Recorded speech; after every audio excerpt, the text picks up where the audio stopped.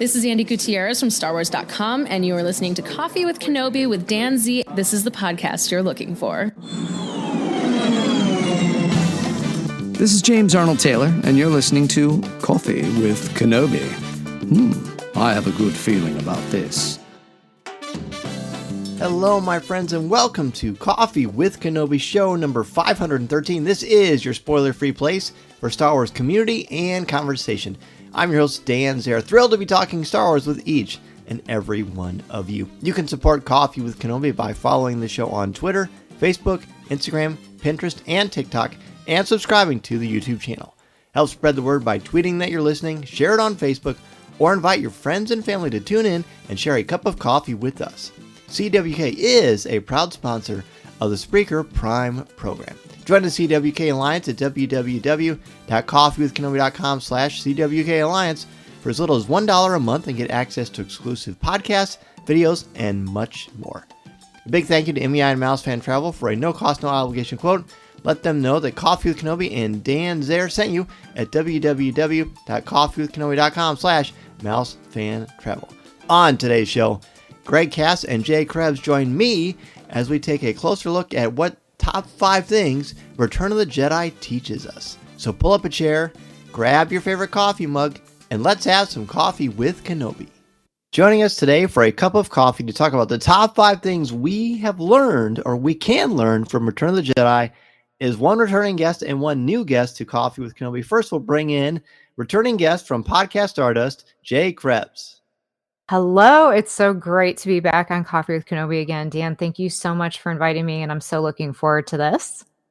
Yes, well, I'm glad to have you on. I needed to have some educators, and of course, I know you are a premier educator and have been doing so for a long time. We also have an educator at the university level. We have Greg Cass from Eye on Canon. Greg's first time on Coffee with Kenobi. Greg, welcome to the show.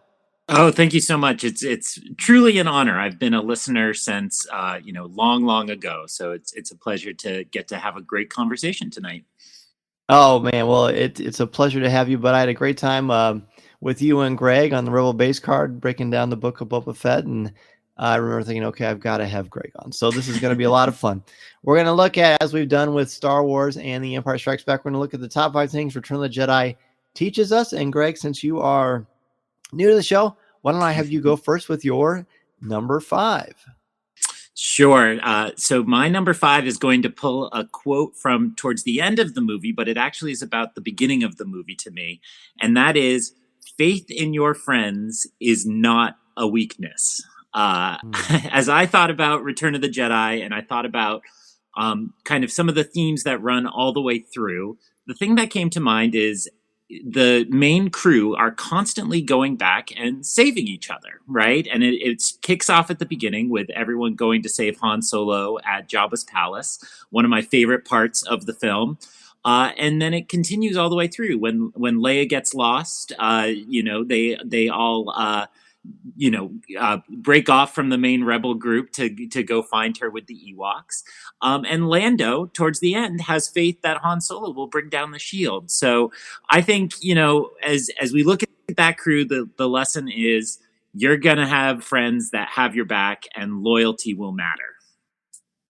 I love that. What a great way to kick it off. Yeah, that I don't know, there probably will be some overlap, but I think that's an important part of this. And I think that's one of the great things about this whole franchise in general. Return of the Jedi really puts a nice little spotlight on it. So thank you, Greg, for that first one.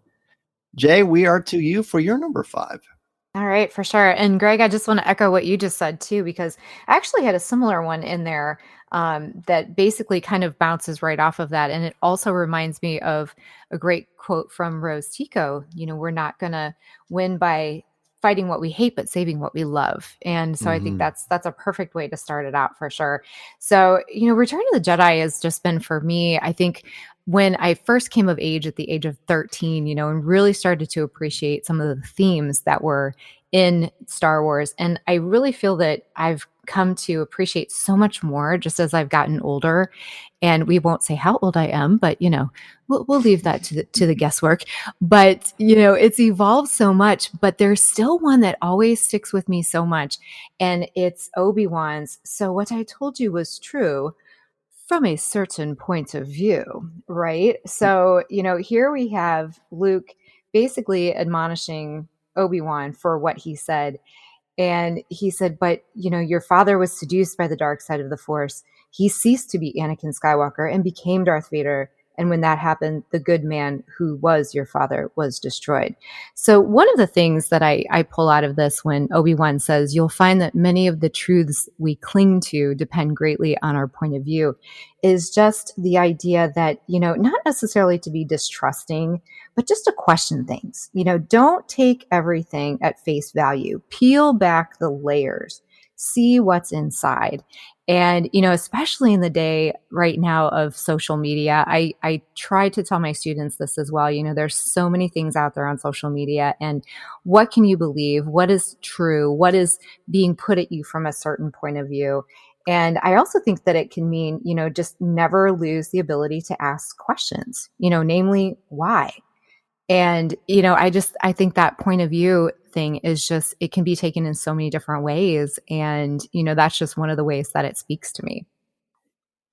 I love that. I love that so much. There's that I think yours kind of ties into my number 5, although be it from a little bit of a different perspective. And we talked about this before we actually started doing the show, that there may be some overlap because there's some very powerful themes here that you can't but help gravitate towards. And for me, my number 5 is simply community.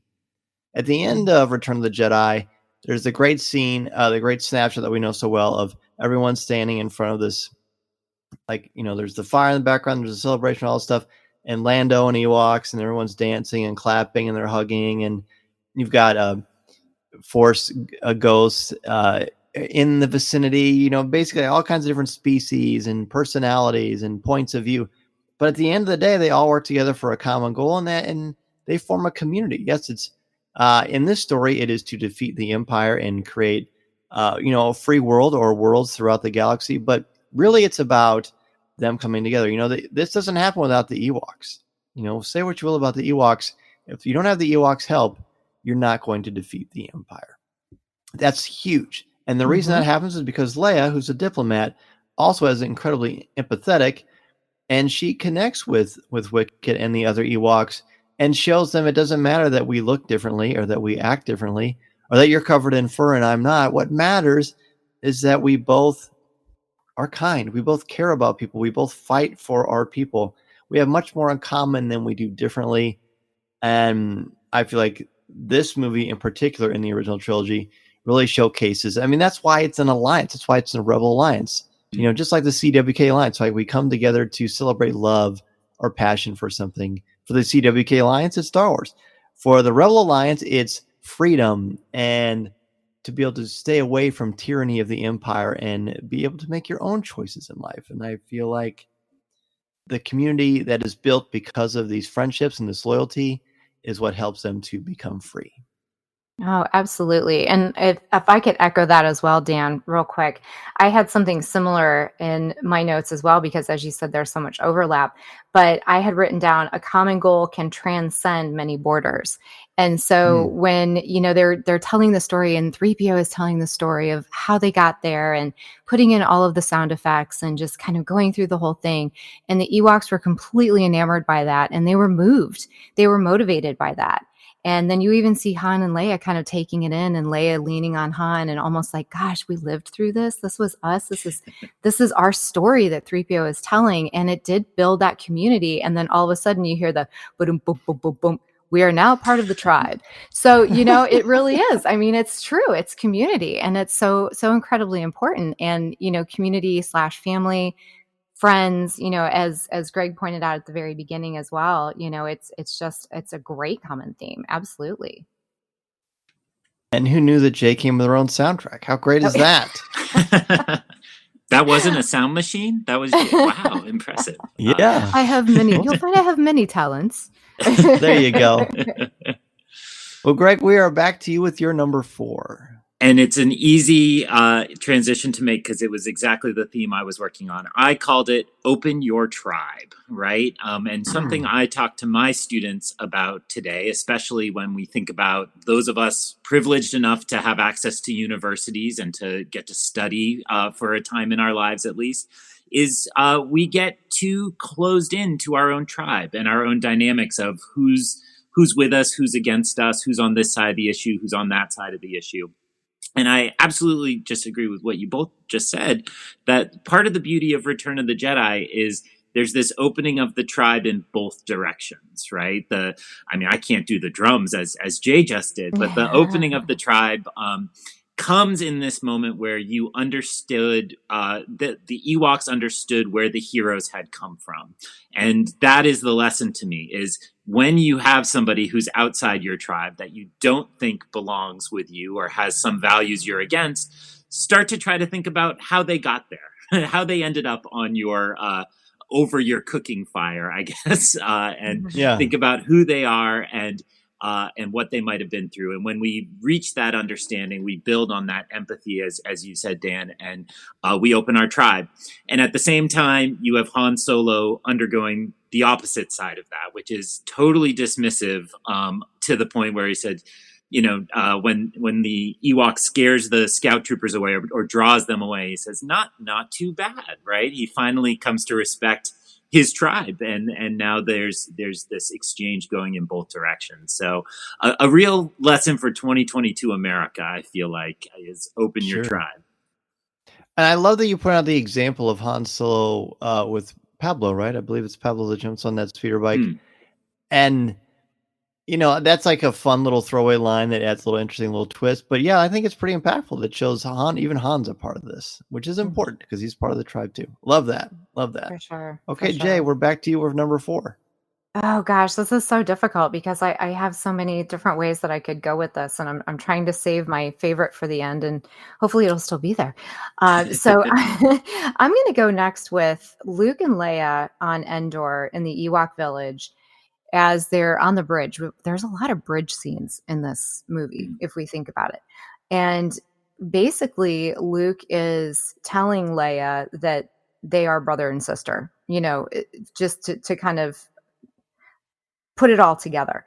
And he says, the Force is strong in my family. My father has it, I have it, and my sister has it. And before that, though, he's talking to Leia, and she says, you have a power I don't understand and could never have. And he says, no, you're wrong. You have that power too. And in time, you'll learn to use it as I have. And so it just constantly reminds me, I know, in this particular scene, it's about revealing this family legacy and just basically telling Leia, you're going to have this power. But I think for me as a teacher and for my students, it's just the realization of what students are capable of. They may not know it.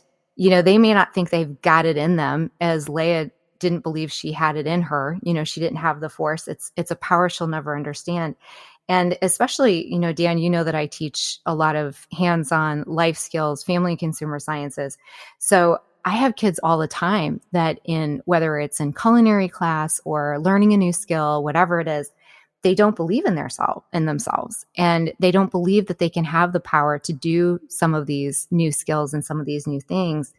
And realistically, it just needs to be uncovered. And they need someone to say, no, you have this power. You can do this. And you just have to believe it.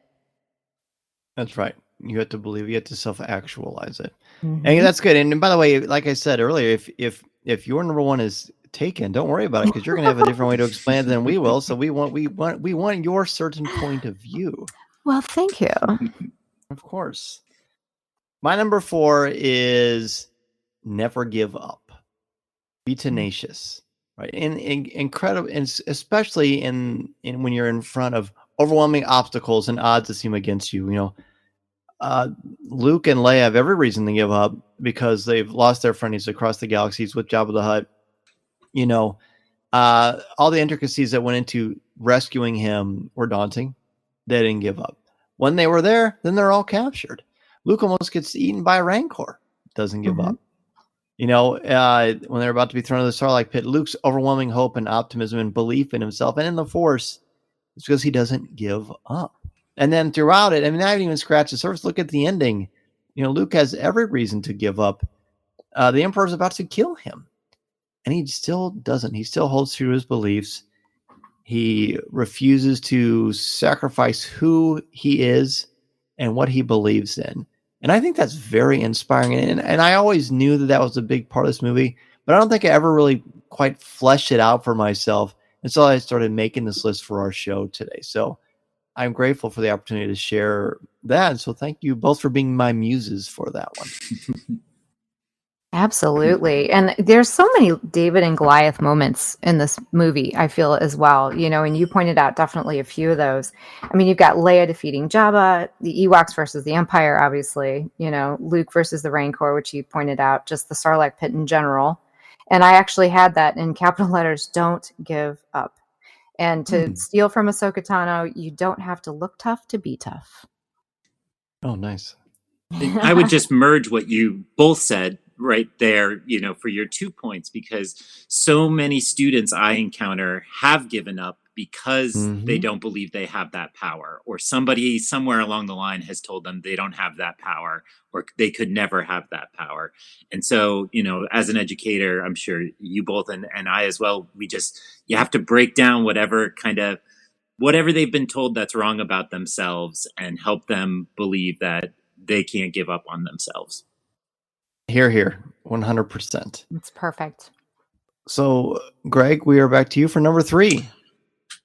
Number 3 is my first repeat, one that was already mentioned, but I can't talk about Star Wars without talking about Kenobi, especially on Coffee with Kenobi. So absolutely on my list is the great lesson from Old Ben, where he tells us, many of the truths we cling to depend greatly on our own point of view. And Jay already spoke eloquently on it, but I find that moment becomes comedic, especially after the prequels, right? That everybody really sees how much of a deception it was. And we laugh a lot about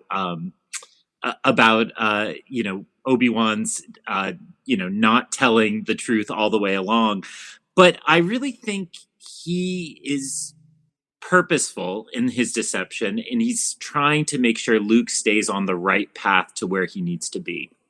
And he's given him one truth to cling to, and then he's switching to another truth that he, now he is ready for and will understand the full galaxy and his place within it.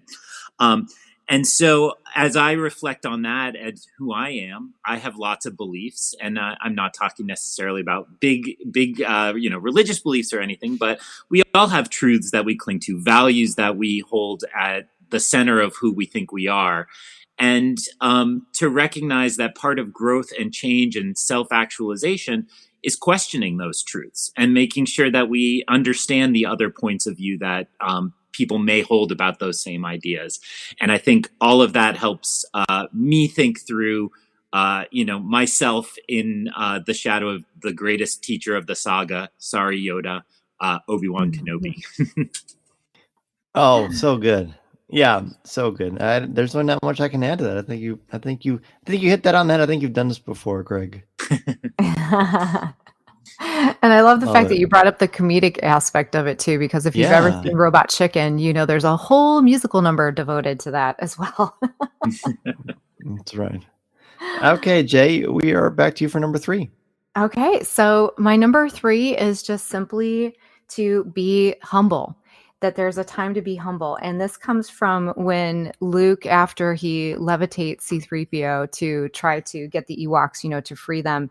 And he looks over at 3PO and just simply says, "Thanks, 3PO." And 3PO says, "I never knew I had it in me," And so to me, it's just saying, sometimes, it's great to be able to take credit for things. And it's great to be able to say, yes, I did this. This was me. But there's also times where it's nice to just be humble and let other people come to the limelight and let others enjoy that spotlight. And in this case, it was 3PO, and I think even though it was a very, once again, a comedic moment, I think that it just gives us a really good life lesson in just being humble sometimes. Mm-hmm. Absolutely. I feel like Luke's humility is what helps him to kind of get out of his own way and be a Jedi too. Absolutely. My number 3 is specifically, I guess, it's related to a lot of characters now I think about it. But my number 3 is new beginnings. It's very, very easy to pigeonhole someone into a mistake. or created as a character flaw or a personality quirk that is forever, a part of them. I feel like that's a slippery slope. And I think the right way to do it, my way that I do it, at least in my family, is we subscribe to forgiveness and new beginnings. It'd be very, very easy for Han Solo when he comes out of carbonation because he's a soda pop, because he comes out of Han Soda. Han Soda. There you go. I like Coke Zero, but Han Solo is pretty good too. So when he comes out of carbonite, he could be the same guy, but that's impossible because he's rebaptized right into a new person. He has thought and become a brand new person. He's different. He's got a new outlook on life. I feel like it's obviously true for Darth Vader. That's the easy one. I'll get to that later in my list. But I want to really focus on Lando Calrissian. At the end of The Empire Strikes Back, Billy D. Williams has said forever, why did you betray Han Solo? That's the number one thing that fans still ask Billy D. Williams. The number one thing. And that his characters could have done that too. Yes, Charles Soule's Star Wars run is addressed this in many ways, but we'll just stick to the movies for this one. Lando gave up Han Solo to try to save himself, thinking he would save Chewie and Leia. But obviously we know that did not work out, and a major piece of cinema history was born. So it's been a year between Empire and Jedi in the timeline, and they've given Lando a new chance so much that he's a general.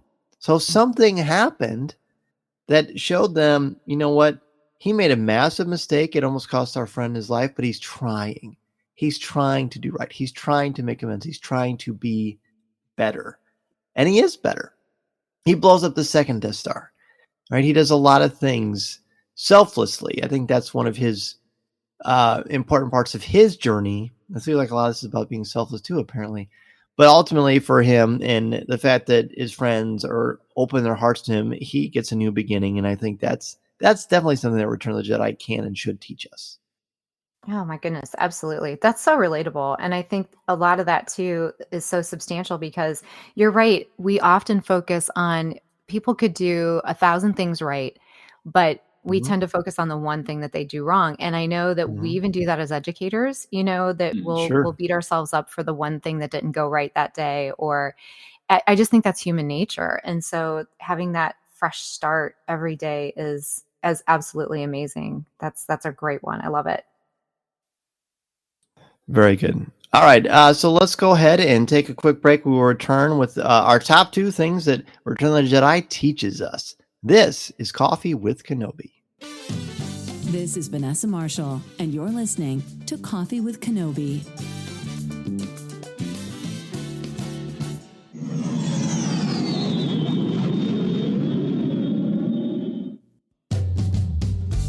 We are back talking about the top 5 things Return of the Jedi teaches us. And Greg, we are back to you. We've got 2 left, and you are starting off the second half of the show with your number 2. Oh, they're getting big now. All the lessons we've all been sharing are so important, but it feels like as I get to the top of my list, it's like the real core of values things. So I'm going to use a Last Jedi quote to open this one up, which is, "We are what they grow beyond. That is the burden of all masters."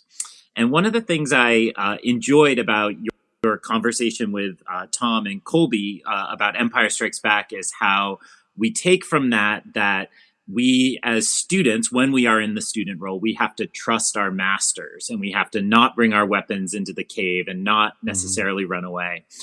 And what I love about Return of the Jedi is I feel that the final moments are actually the inversion of that, which is Yoda and Obi-Wan don't see the full picture anymore, right? They still believe that Vader has to be destroyed and that their mission to raise Luke and to prepare Luke for this is so Luke can destroy Vader.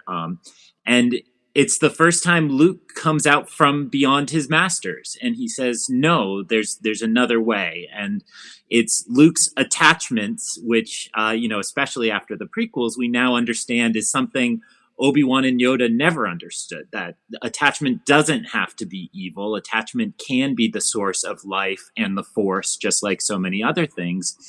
And so it's Luke's, growing beyond his masters, to have that feeling that he can redeem his father, where the student becomes the master. And as I look at the final moments with Hayden and or Sebastian, whichever you prefer, watching on alongside Yoda and Obi-Wan at the triumphant Ewok village, I think it's the recognition of, okay, this guy did it. Luke found the right path forward, and he became something that we could not be. And so I think a reminder to all of us who are educators and who teach is that if we do our job right, we should be obsolete eventually, at least in the lives of individual students anyway. Let's hope. Yes. No, that's super true. Super true. Beautiful. If you're trying to audition for the Last Jedi show, I think you nailed it. It's awesome. Yeah, there's a lot I could say there, but I'm going to save that. But that's so good, Greg. Well, you definitely saved a top one for your number 2. Jay, pressure's on, my friend. What is your number 2? Well, okay, so I'm saving because a lot of what Greg just said kind of ties into my number 1. So I'm going to be saving that one. So my number 2, once again, kind of bounces off of what you and Tom and Colby said last episode as well, Dan, in Empire Strikes Back. You said that there was a poster in your classroom or in your school that, and I'm probably going to butcher this, so I'm going to apologize right now, that says, don't let a temporary emotion lead to a permanent decision. Did I quote that correctly? That's correct. Yeah. Okay, perfect. So that for me is exactly what Luke is doing in basically the third act of this entire movie, is that he is trying to stay true to himself, even when the Emperor is trying to goad him into, I feel your anger, take your weapon, strike me down, all of those things. And Luke he wants to do it. And he even looks at his saber and then he says, no. And he calms himself and he turns back to the window. And then, finally he says, no, I'm a Jedi, like my father before me. So he was able to put things into perspective. He was able to, engage his frontal lobe, I guess you could say, and make some good rational decisions, but he did not allow his emotions to completely rule him. And it was because also, Greg, kind of bouncing off what you just said as well, with his attachment to his friends and his father and all of that enabled him to keep his emotions in check as well. So so that's my number 2 for me. Oh, I love it. Well, that's your number 2. I can't wait to hear what your number 1's going to be. All right. Nicely done. Nicely done. You. Sure. My number 2 is simply forgiveness. Before I became a teacher, I was in youth ministry, and I actually had a thing for, the entire night was themed around Star Wars, and I talked about a couple of things, but one of the first things was forgiveness, and the fact that Luke Skywalker models the Christian idea of forgiving others, right? He has every reason you can imagine to hate Darth Vader, to want to destroy Darth Vader, to be perpetually angry at him. Certainly it is not about helping him or saving him, but he forgives him. With that forgiveness, he finds peace. He's able to confront him. He even turns himself over to the Empire. When Vader takes even though we know it's going to happen, when Vader turns on Luke's lightsaber on that little bridge off of the AT-AT, you can't help but jump because it's just like so startling. I see you've constructed a new lightsaber, right? All these telltale signs, what Luke saw with what happened to Obi-Wan Kenobi in A New Hope. But, we know the list, of course. But he forgives. Leia forgives Han for all of his frustrating transgressions. Han Solo forgives himself for being so selfish for such a very, very long time. And finally, he's thinking about other people consistently and openly, right? There's a lot of great stuff there with the power of forgiveness. And I think it's really, really important, especially as a Christian and a Catholic myself. So forgiveness is my number 2. That's perfect. And only through forgiveness can you have redemption. And that's the bottom line of everything that's happening in this movie as it comes to its conclusion. That's beautiful. Absolutely. Very good. All right. Well then, Greg, your top thing the Return of the Jedi teaches us. Take it away, my friend. Jay just predicted it. It was beautiful. Ooh. We're doing Johnny Carson with the envelope on his forehead, I think, because mine is no one is beyond redemption. And when I am not as good about attending church as I should, but one of the little phrases I always took from the prayers at my church was, "Hold fast to that which is good." And when I look at the last act of Return of the Jedi, which for me is as good as Star Wars gets in so many ways, it just feels to me like Luke is holding fast to the good that he knows is in Darth Vader and is in his father. And to have this kind of unbelievable faith that it exists, right? Because Kenobi, again, my beloved Kenobi, has already told him, like, no, he's just twisted and evil now. Don't even think about it. But Luke holds fast to that which is good and is so determined to find that redemption for Darth Vader.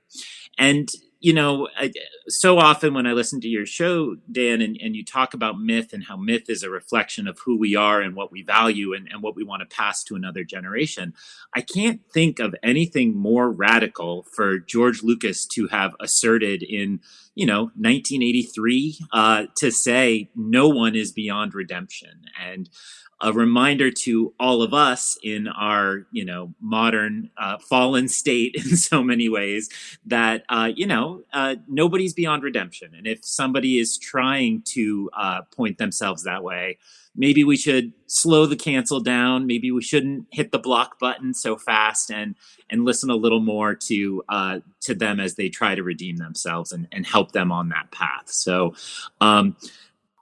I think you could easily argue that maybe somebody who killed all the younglings and a lot of Jedi should be beyond redemption, but how radical to believe that anybody can come back. It's probably the most powerful theme in all of Star Wars, and it's obviously, if it wasn't difficult, there wouldn't be such a great triumph when it actually happens. Mm-hmm. So that's great number one, Greg. Jay, Yeah, what about you? Well, mine kind of springboards off of that as well. And so honestly, this has become my favorite scene in all of Star Wars, the entire saga. And when I was a kid, it was a scene that I glossed over because I was so enamored with, Leia overcoming Jabba and, all of the action and everything else. And it's the bridge scene, that we've referenced a few times already when Luke goes to give himself up to Vader. And for me, it is definitely part of that redemption, but it's also part of one of the classes that I teach is called personal wellness. And so it takes a look at who we are from the inside out and trying to work on those things. And some of it's based on the 7 habits, but, a lot of it is also working on our personal self-esteem and also just being empathetic to others. And, that old phrase, be kind, for everyone you meet is fighting a hard battle. So for Luke, the moment that he steps off of that elevator, his gaze is unwavering, as he's looking at Vader. And it's almost like, you could almost look at it and say, is this pity? Is that like, what is this? But it's the glance that knows. And there's a whole unit that I do on self-esteem and removing the masks we wear, and revealing who we really are underneath. And I can't recite the whole poem, nor do we have time, but part of it says, the glance that knows, the glance is precisely my salvation. If it's followed by acceptance, if it's followed by love, it's the only thing that can save me from myself. And that's exactly what Luke is doing to Vader / Anakin here, because he's telling him, Father, he calls him Father. And then Vader says, oh, so you've accepted the truth. And Luke says, I've accepted the truth that you were once Anakin Skywalker, my father. And of course, Vader completely rejects that. That name no longer has any meaning for me. And he says, it's your true self. You've only just forgotten. So it's like there's this prison that Vader is in and he's been in and, partially self-made, obviously, turning to the dark side. And even when he says that to Luke and he says, you don't know the power of the dark side, it's not a threat. It's almost a plea. I must obey my master. And it's almost like he's saying, save me. You know, I'm in here. Please save me. And eventually he does. And at the end, what does he do? he removes the mask and he's able to see his father for who he truly is. So I just think that that is such an amazing message for all of us, that no matter what we see on the outside, there's that conflict within, and we all have it. Some of us do a better job of getting through it than others, but some of us, we need a little help. We need the glance that knows. We need that person to call us out, on our BS or whatever you want to call it, and say, you know what? I know who the real you is, and we're going to do something about this. And he does. Wow. That's what Well, I there's a doctoral thesis topic right there.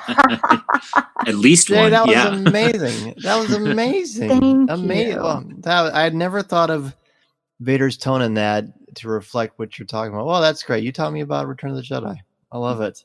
Oh, I'm teaching the teacher. That's saying a lot, Dan. Wow. Thank you. No, it's true. I just wanted to echo just those quiet moments in the middle of the movie. The way you said it, like, you don't appreciate them, I think, when you approach this when you're younger. To me, those are the moments when I was struggling to stay awake, when it was on USA Network, that once a year, that quiet part in the middle. But especially with what you just said, I don't think I'll ever kind of zone out during the quiet parts again. I'll stay locked in and hearing that emotion. So very nicely said. Oh, thank you. Well, that's going to be hard to follow the both of you. So I will try to add a little bit more to what you both said. But number one for me is, of course, redemption as well. Like Greg mentioned, like Jay, you talked about. So yeah, forgiveness is my number two. But with forgiveness comes redemption. The ultimate love, the ultimate sacrifice is the son lays down his life for his loved ones. It doesn't get more Christian than that. It's just a fact. It's just an actual fact. Whether you believe in God or you don't, from a literary perspective, that is a very powerful motif. The idea of redemption, the self-sacrifice. Man has no greater love than lay down his life. Right? And that's Luke is willing to do that. He refuses to take out his weapon, refuses to use violence. The myth of redemptive violence does not exist for Luke Skywalker in this movie. He's not going to do it. And Vader, after 19 years of incredible denial, the likes of which we can't possibly fathom, decides to get rid of this man who was horrible to him, and he finally faces not only his outer demon, but the demon within himself, and metaphorically tosses that demon over the precipice and finds redemption, and he turns back to the light side. I just don't think you'll find anything more beautiful than that. But I would be disingenuous for me to say when I watched this movie when I was a kid, or even in my early 20s, that had that effect for me. I've heard a lot of people say that's the most powerful moment in all of Star Wars or cinema, and I'm glad that grabs you like that.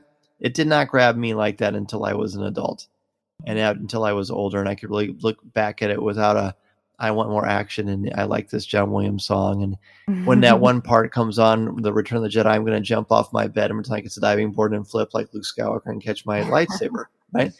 Once I understood more about what was really being said by Richard Marquand and George Lucas and the creatives behind Return of the Jedi, I was really able to realize what a powerful Christian symbol is here with redemption. Oh, absolutely. And I'm with you. I mean, I was the kid that was trying to throw toys at my light switch to try to get it to shut off, like we've thrown the rock to shut the Rancor cage. But I think absolutely that's part of why Star Wars is so amazing and why it transcends so many eons, and it will be forever. And, I love to say Star Wars is forever, and it's because we can revisit these themes at any point in our lives, and they mean something different to us at different stages and different ages. And so whether you're a parent, a teacher, as you evolve as a person and you revisit these themes, they never get old, and I often have people say, you've seen this movie how many times? You can recite every line, every note of the score, as you mentioned, but that's not what it's about. I mean, it's about what it teaches us and what it continues to teach us time after time. So, and I just want to just quickly thank you because, so many times, especially this point in the year of teaching, you're like, oh, counting down the days and when, or counting down the years to retirement or whatever. So it's just wonderful to be able to sit down with other educators and Star Wars fans and just be able to be inspired. So I just want to thank you for that opportunity. Oh gosh. Well, of course. I mean, my pleasure. I knew with you two was going to be a great conversation, and neither of you disappointed. First of all, thank you both. Thank you, Greg. Thank you, Jay, for being on Coffee with Kenobi. Greg, you are certainly back. Welcome back anytime, my friend. Please let everybody know where they can reach out to you if they want to continue the conversation with you. Oh, it's so fantastic. I have joked that I'm trying to become a professional podcast guest. And Coffee with Kenobi was on a tier I never thought I'd achieve. So really, truly thank you. Oh. You're one of the masters, and, your upcoming gig, you're doing something at the end of May, just demonstrates kind of your role in fandom and what you give to all of us. So, Thank you. I love engaging with fans. So I am on Twitter and Instagram at EyeonCanon. So that's EyeonCanon. And I'm often on Instagram sharing my collection, my books, things that strike my fancy and I think people might not have seen. And on Twitter, I'm trying not to defend Last Jedi all the time, every day. So, but I would love to engage with anybody and hear what people say about their Return of the Jedi moments. Fantastic. And by the way, you should defend The Last Jedi because it's a masterpiece. Truly. And Jay, thanks, of course, again for being back on. You've got a spot at the coffee table with us, but where can people reach out to you? And please let us know about Podcast Stardust. All right. Well, Dan, again, thank you so much. It's always a pleasure. And you are such a superstar, with everything that you do. And you stay humble, just like Luke. Oh. So it's amazing. So yes. So you can definitely catch every Monday, Wednesday, and Friday. Dennis Keithley and I are pounding out 3 episodes a week over at Podcast Stardust. And you can catch that on basically any of your podcatchers, from Google Podcasts, Stitcher, Lisbon, Apple Podcasts, everywhere. And we are at Podcast Stardust on all of the socials. So Instagram, Twitter, Facebook. And I also have my own Twitter, which is at Joyce Krebs. But if you message me over there, you have to tag me because I'm not on Twitter as often as I used to be.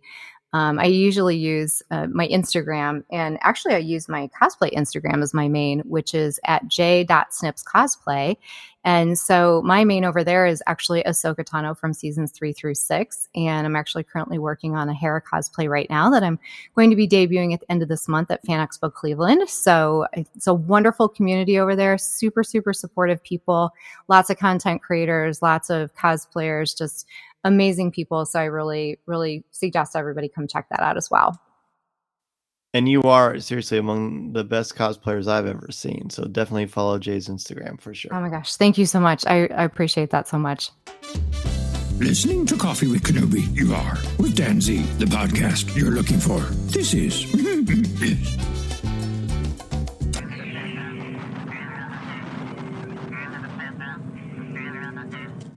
A big thank you to Jay and Greg for joining me today to talk about the top 5 things that inspire us, that teach us, that inform us more about ourselves and our culture, our lives. I mean, that's kind of the fun part of mythology, isn't it? Looking at these stories and what the hidden messages are, or not even if they're hidden messages, just kind of the big ideas that really stand out and make these stories last a test of time.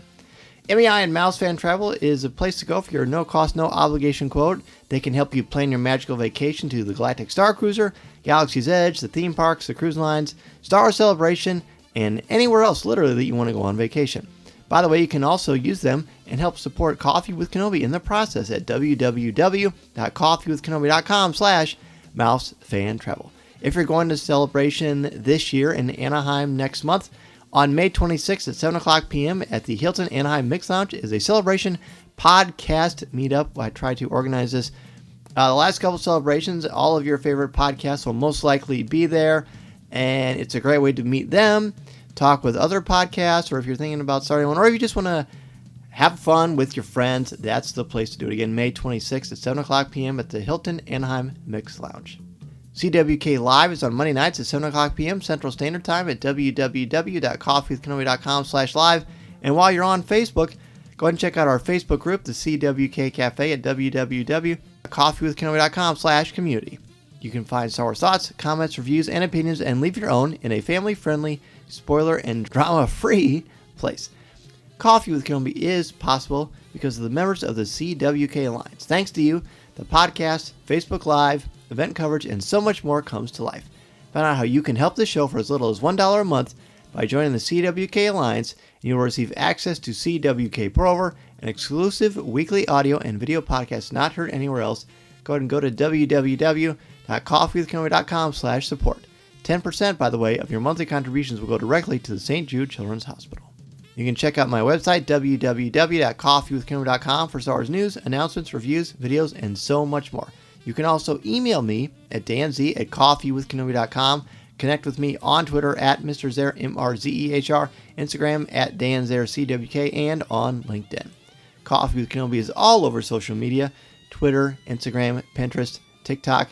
Give the show a like on Facebook at facebook.com/coffeewithkenobi, and subscribe to Coffee with Kenobi's YouTube channel. Please take a couple of minutes to rate and review the show on iTunes, Google Podcasts, or Spotify. You can go to TeePublic Store, our TeePublic Store, at www.coffeewithkenobi.com/shop. A lot of fun designs, items, t-shirts, stickers, laptop covers, all kinds of great stuff. And then, if you want to start a podcast or a blog or want to expand your brand, go to danzmedia.com and I can help you get that process started. I'm also available to come to your school, conference, business, or organization to talk about how to tap into your strengths and help you bring out your very best. Next week on CWK Live, we'll be looking at your top 5 moments from Rise of the Old Masters, the 5th episode in Season 1 of Star Wars Rebels. And stay tuned to Coffee with Kenobi over the next month and a half or so as we get you ready to celebrate and enjoy and get the most out of your Star Wars Celebration experience. And if you're not able to go to Celebration this year, no worries. We will make you, hopefully, bring that convention to you and make you feel like you are part of the experience, because you are, my friends, and you are my friends. Thank you so much for joining me each and every week. Until next time, this is the podcast you're looking for. This podcast is not endorsed by the Walt Disney Company or Lucasfilm Limited. It is intended for entertainment and informational purposes only. The official Star Wars website can be found at www.starwars.com. Star Wars, all names, sounds, and any other Star Wars-related items are registered trademarks and/or copyrights of Disney and their respective trademark and copyright holders. All original content of this podcast is the intellectual property of Coffee with Kenobi unless otherwise indicated. This is the podcast you're looking for.